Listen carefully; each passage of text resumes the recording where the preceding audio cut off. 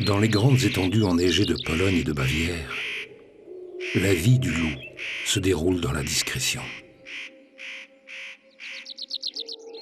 Ce puissant prédateur symbolise la nature libre et sauvage.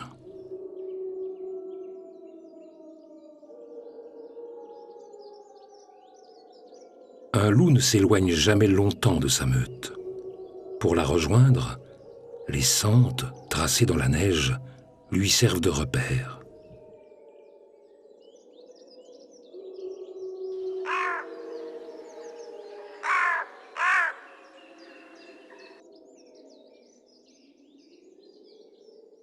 « 50 centimètres de neige, -10, -20 degrés, un froid de loup. Pour lui, ce sont les conditions climatiques idéales.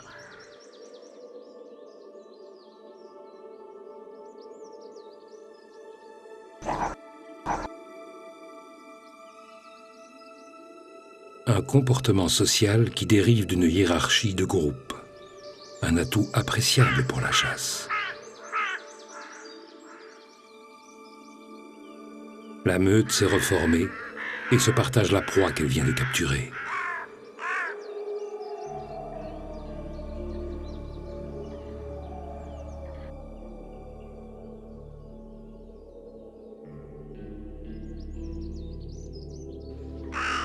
Un plantureux festin qui comporte des préséances. Certains vont pâtir de ne pas les avoir respectés.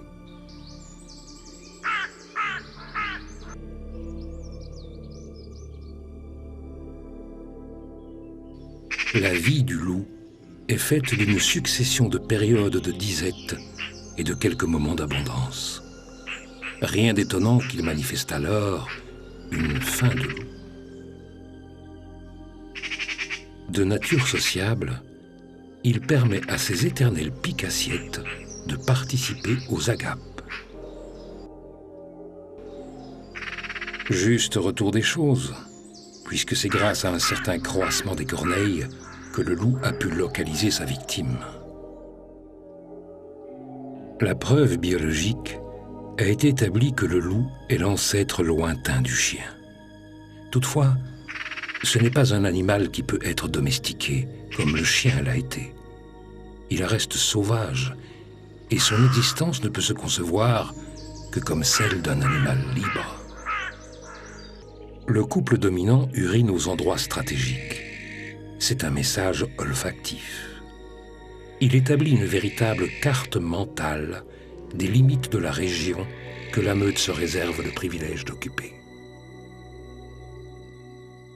À l'âge d'1 an, le loup choisit sa compagne. Le couple se manifeste tendresse et fidélité.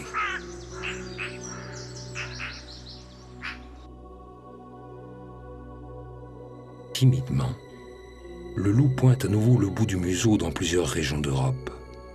Comme ici, dans les forêts de Bavière, où les défenseurs de la nature l'ont réintroduit.